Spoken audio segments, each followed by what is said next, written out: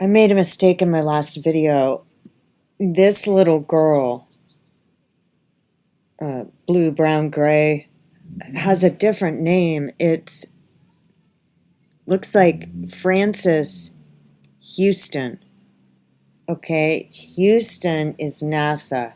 Houston is NASA. So when I went to the BLM records and looked up this number, tons and tons and tons of, I think these children and their ancestors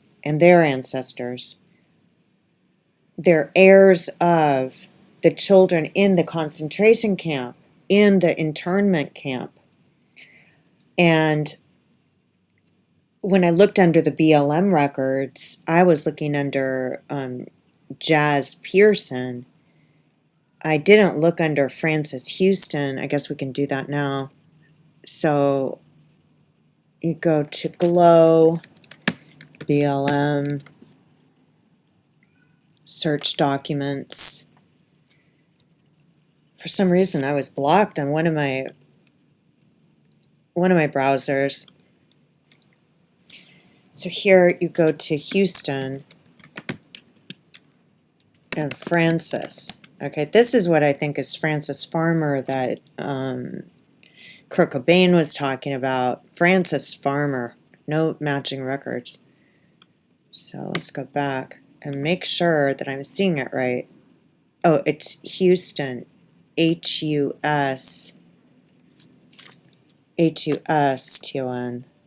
Houston, and then Frances.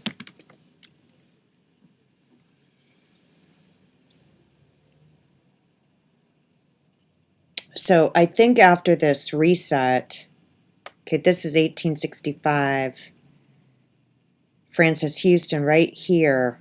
Now, it's a different document number, but the point remains the same. What if these children at the World Fair is a passport into an internment camp?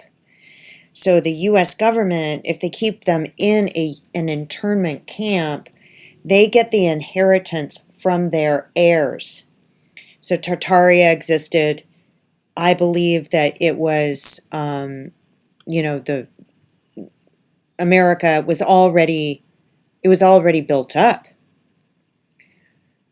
before these people found it. This is a state volume patent. Let's see if we can find the patent image that is related to that girl. So I started to think about all the elites always talking about pink, pink, pink, pink, pink. These passports are pink. An internment camp that they're claiming is the World Fair, I think it's an internment camp. We got Homestead Certificate 522, application 1094, under that little girl's name. All right, but if she's kept in the Tavern to Hold with the appurtenances thereof, Frances Houston, and her heirs, and assigns forever. So what if she had children, and those children were also kept in the internment camp? This one's, let's see, Clark, Lewis and Clark. This has to do with money. And when I found that record recently, let me see. Let me go back here. Frances Houston, North Platte. U.S. reservations, no. Mineral reservations, no. Authority, homestead entry. Related documents, Charles Hine, Benjamin Olcott, August Plasmere. You can look at the surveys. You can look at a lot on here under those records. So the name on the notebook is a different name than this little girl, Frances Houston. I think these people are in internment camps, not told, brought to, they were probably already in America and were children of very rich people who were either put in prison or, I'm not sure, maybe they were also interned so that the government could take their money. And they're the rightful heirs. And then what the government's been doing is doing assumed names, name changes. Because your name, your last name,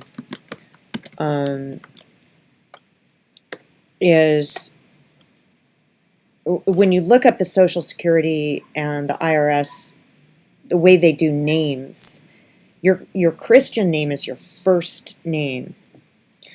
So this is document number. So what I did is I took my birth records. They made up many birth records for me, and they made a bunch of different marriages, and I plugged those numbers in. I'll show you how to do that in a second.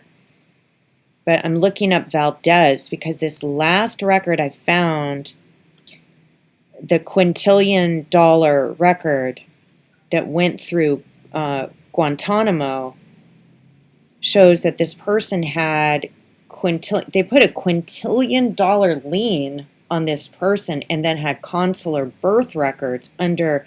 So I think what they're doing, and what they've always done, is they're kind of getting these children that are the heirs to something that is, the money is just, I've never seen a document claiming to put a lien for 10 quintillion dollars on someone, but this was the last name, Valdez. And I wonder if we keep looking into those numbers, if you guys can find any other numbers, if we'll find Valdez attached. I think those are internment camp records, and that the children of the children of the children, they just keep being, they claim there's an inheritance jump. I can't remember what it's called, where it skips a generation, so you get nothing, and then your children might get something, but then the government keeps doing an inheritance jump, so the children get nothing, and they're kept indigent, even though they're funding the country. And that is what I believe Guantanamo Bay is, because when I found this woman's name, she was using an assumed name certificate, and the trustees were the president, IRS person, I can't remember her name, Rosa Rios, the head of the Treasury. It was a few years back, but the name before that was John Phelps. So let's go here. So what they do is they use your name to loan money. This is what they did to me. They were signing my name on thousands of documents, loaning my assets to other people without my consent or knowledge, signing my name.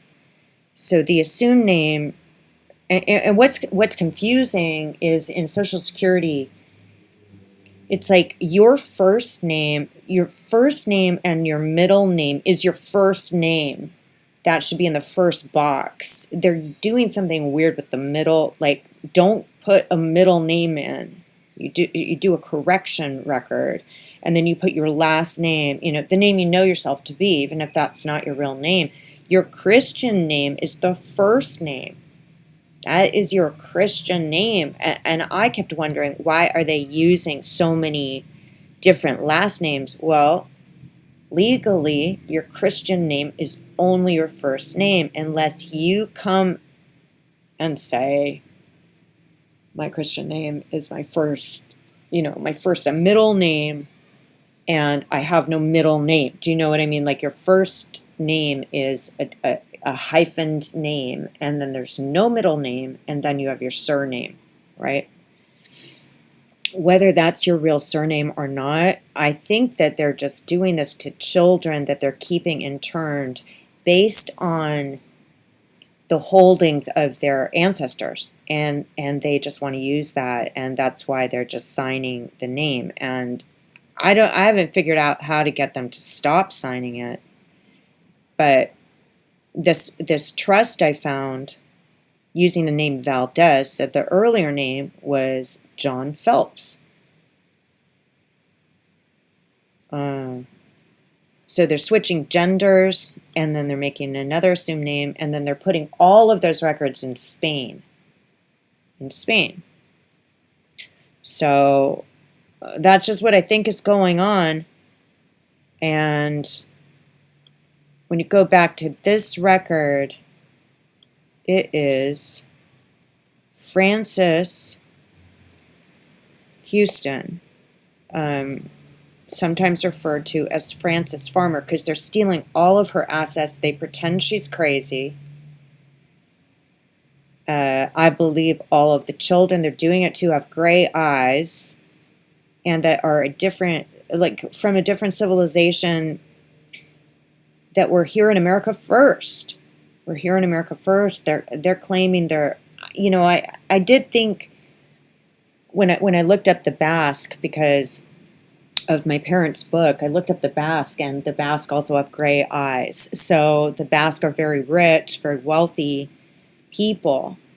But what America does is pretends that the children have no money, so they steal their money and do like a forced sharing. So the children have no money, even though the children are the true inheritors, as written in the Bible,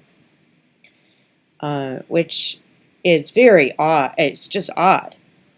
And instead of them being reasonable, when you see this document of the 10 quintillion dollars, where they're giving it to everyone else, they're giving it to people overseas, they're using it to fund their wars, they're buying houses, they're giving it to the military. They should be giving these children that are interned money to live, to hide, as it describes in the Bible. I also thought about these pledges, our sports figures kneeling in front of the flag. Christians don't take pledges or oaths, and some people who are trying to get out of the system, make sure, I've made mistakes. You don't make a pledge or an oath. Christians don't do it. And if you have made a pledge or an oath of any kind, even to the American flag, like we were told to do, you revoke your pledges and your oaths. Because this document I found is using pledges and oaths to steal somebody else's estate. And the estate is worth 10 quintillion dollars. It's a consular birth record of an estate. I don't know if it's just the person or the person and her children, or where they're getting that figure, but it's the paper, fiat currency. Frances Huston, and then the other one I looked up is Jazz. So these are people that were already here. They're just interned in this country. So last name is Pearson, and then Jazz. And then that book, trying to get the children to talk. If they can touch here, Pearson, Jazz, heirs of. And then it's Austin. That's Houston. So then you go here. Lone widow. So, let's see, images for this. There's a bunch of other images. So these people are landowners, actual landowners, and then they are pretending, they're like in my file, it's claiming I am in a Spanish prison. Now, I'm obviously not in a Spanish prison. But then they can lean and tax me all over the United States without informing me. That also has to do with the dead letter office, and there's a bunch of things that you can do